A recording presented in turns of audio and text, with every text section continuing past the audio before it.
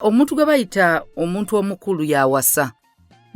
Era Bayibuli egamba nti omusajja bw'atyo kyava alika kitawe ne nnyina. A man. Teyogera ku boy. Man. A man. Oh. So omusajja nga bwe twagambye bwe twasembe nti olina okuba ng'osobola okwesalirawo nga tebakusalirawo ng'omuntu. Waliwo abantu abamu nga omuntu w'osobola olaba nti kati akuze otunuya decision z'akola mu bulamu. Nti bwe batunulira ebintu byaginaga omwana yeeyisanga muntu mukulu asazeewo ng'omuntu omukulu akola ebintu eby'ekikulu. Waliwo ebintu bye balaba abantu ne balaba nti society yaffe etuteerawo. Bw'otunuya mu Buganda bagamba kezimbira tekaba kato. Bw'olaba azimbye oyo muntu mukulu. Ate nga giyinza okuba nga si myaka naye babuyita buvunaanyizibwa. Waliwo omuntu gw'olaba nga obuvunaanyizibwa abulina. So okula tetukulabira mu myaka. Tukulabira mu you need to take responsibility. Enneeyisaayo esobola okulaga nti omuntu ono akuze. Wadde emyaka zigize naye twagala okulaba nti omuntu yenna agenda okuba nga atuuse okuwasa. Waliwo kye tuyita self-direction.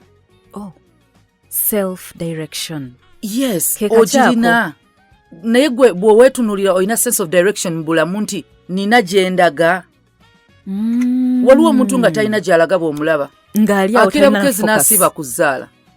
Nekijja kijje. Olunaku lwo bwe lugenda. N'afuluma enju n'agenda n'asiibaawo. N'alaba abeekalakasa n'ajoyininga. N'abeera tayina. Kugamba talina mulamwa ali. Talina mulamwa, talina kiruubirirwa. Bw'oba tonna gifuna okubanga gw'omanyi ne gy'olaga then ogenda kukulembera otya abantu. Kubanga bw'obanga Katonda agamba gwe mutwe. Kitegeeza ye gwe tunabalanga vision bearer w'amakaago. Yes. Kati bw'onoba vision bearer kitegeeza oyina vision. Oyina goals, oyina ebiruubirirwa. Era bw'oba oyina ebiruubirirwa kitegeeza olugende lwo olutambuza oba lwa nsimbi oba lwaki nga olutunulizamu ezo goals. Kati n'abantu b'ogenda okukulembera bwe bagenda otambula nti salt media erina gye bayita vision bearer era amanyi salt gy'ayagala edde. Singa omuntu omulala yenna akwata ekkuba eddala ajjalama aye yennyini asobola okugamba ono atandise okuva ku mulamwa. Kati oyinza agamba nti omuntu tali ku mulamwa nga naawe tomanyi gy'olaga. Ekitegeeza gwe omwana omulenzi sooka olabe omulamwa. Sooka ofune omulamwa wa gye weeraba. Sooka olabe fokasiyo. Oyina ekiruubirirwa mu bulamu. Oba naawe okeera bukezi n'ogoloka ne weegolola n'oyimiraawo ku lubalaza nga kati olwaleero ŋŋenda kukola ki? Ono wobeera oli wa myaka 4 oli weebiri. Kati ekyo ekintu ojja okirabira obanga oyagala okifuna omwana omulenzi waliwo kye tuyita self assessment. Kati tandika okwetunulamu. Naye ddala ngolokoka nga nina kye ŋŋenda okukola. Olunaku bwe luggwa osobola okwebala nti kino kye nkoze mu lunaku, mu wiiki, mu mwezi, ye omwezi ogujja nina kukola ki? Kubanga olina abagenda okujja mu bulamu bwo, gw'osanga omusajja nga omukazi yeetisse olubuto emyezi 9 atuuka okuzaala talina adde 10,000 gimutwala mu ddwaliro. Kyokka nga abaddewo emyezi 9. 9.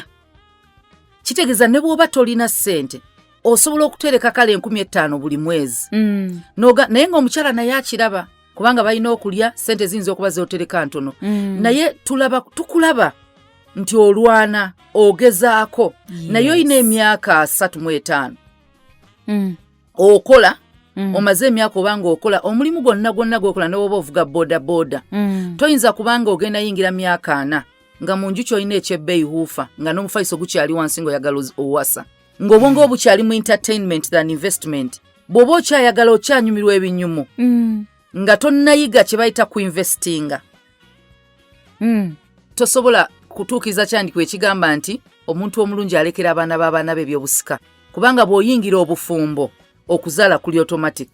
Kugenda kujja. Kati bw'oba oli musajja nga tonnatuuka kubanga olowooza okuterekayo ku nsimbi o investing erindako.